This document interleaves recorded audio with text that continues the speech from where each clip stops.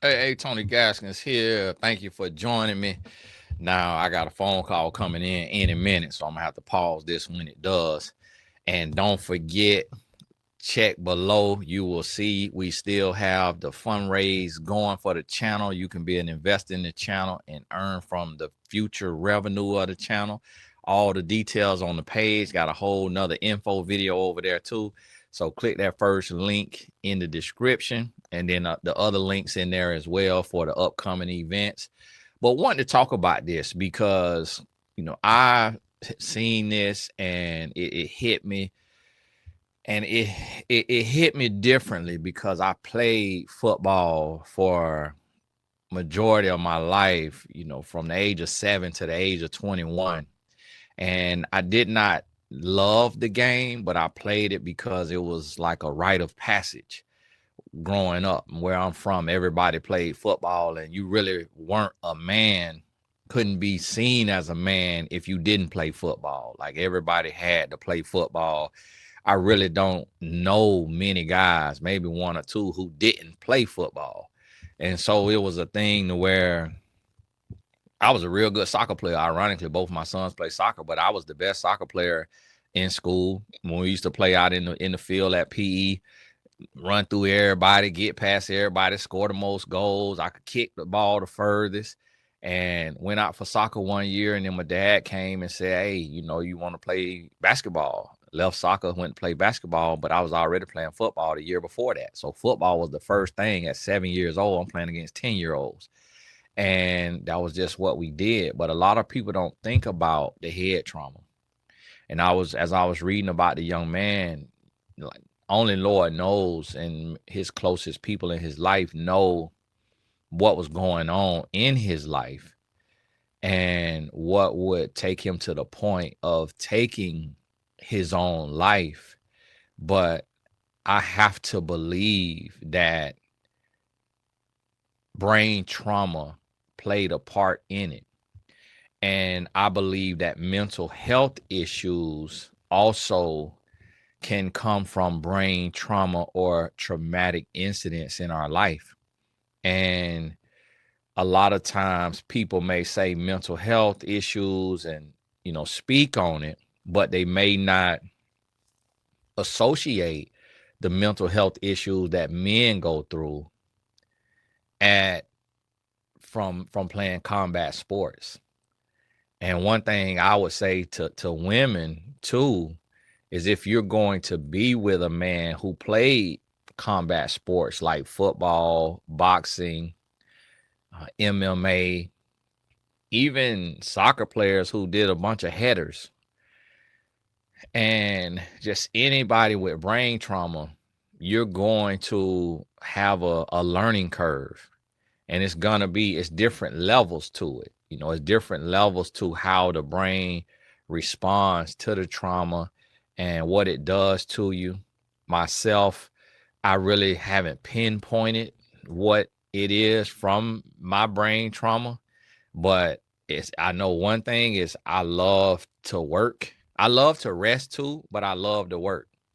One of my clients was telling me the other day, she's like, you looked tired, like your eyes was red. Well, one of my eyes always kind of a little bit red. I'm looking at them now, when they not really red today, but it's like, I love to work, and I love the quiet time at night. And that could be from some brain trauma, to where I have like insomnia, into where I don't really love sleep. And I'll sleep now. Once I go to sleep, I sleep in, but I don't like going to bed early, And so but I'd rather sleep in a little bit. And so I let my whole family, my house, be quiet before I go to bed. And I may get up and go check all the doors again, and then come, and I'm sitting there. I may be watching a YouTube video about a sport, some game, or doing some research, or I may be reading articles, and I sit there, and then, a little while later, I lay on down and I go to sleep. But everybody's brain is affected differently. And it's one thing that it's not a one size fits all. And you really can't tell people how to think and how to be, There's not one psychiatrist that can fix everybody. Like they could help their clients, and and therapists and whatnot could help their clients, but it's not gonna be a one size all fix. It's not gonna be something that just does it for everybody. And a lot of times people, especially black people, will always throw God out there and prescribe God and prescribe the Bible, but that also depends on the person's relationship with God and the person's processing capacity and the way a person views the world and understands things. Like that, there's still some room there. It's still something has to be comprehended and understood, and the ability to feel. You got to have the ability to feel. And sometimes in certain parts of your brain that processes your feelings, if that part of the brain is damaged or altered, then a person could start to lose their emotional feeling. There's some people who lose some physical feeling, and that may be an ailment that they have. And there becomes this need for regulation. And so whenever you see somebody using something for regulation, you have to look within, and you got to pay attention, and you got to be able to see. And for me, I'm not a scientist or anything like that, but I really believe that brain stimulation and being active and doing things and living, and the brain having to work and process and exercise. And the neurosurgeon told me, a young lady that I work with, she's a black neurosurgeon, brain and spine surgeon. She told me that the number one thing other than sleep is exercise. And so we working on a project for people who have brain trauma. And she was like, well, without this and this and this and this in there, it really won't do anything, because a person has to exercise. And so you got to check your mental health. And even if you never had brain trauma, like physical brain trauma, one of the things that I also noticed that I see happening is isolation is very unhealthy for the brain. And I believe that's why they say, like a baby, if you don't touch a baby, the baby will die. Humans need interaction. And here's the thing, it doesn't have to be romantic interaction. So if you're a single woman, you still should be in groups and organizations where you're getting hugs weekly. And even if those hugs are from other women, that physical touch and that transference of emotion and love will benefit your brain, because your brain needs to have association. Your brain needs to have some acceptance, some companionship. So going to Bible study every Wednesday, that will regenerate and rejuvenate your brain, your body. It's going to help you. It's not an end all be all, but it's going to be a huge thing. And I have learned this, and it's ironic that I've been hit in the head a lot of times, as a football player, but it's ironic that I'm a life coach and I'm getting to go inside of the mind of so many other people throughout the day. My first call in an hour, other than my outside calls. But I am able to tell when a person has too much isolation. I can tell based on a personality if a person isn't having enough interaction with people. And I get to see a decline in the mental health. And so sometimes it's spiritual or it's emotional. And I sent my wife a video of some of the messages that I get, and how I can see in it, how I'm able to see I'm looking at one right now on my phone, how I'm able to see the mental health issues.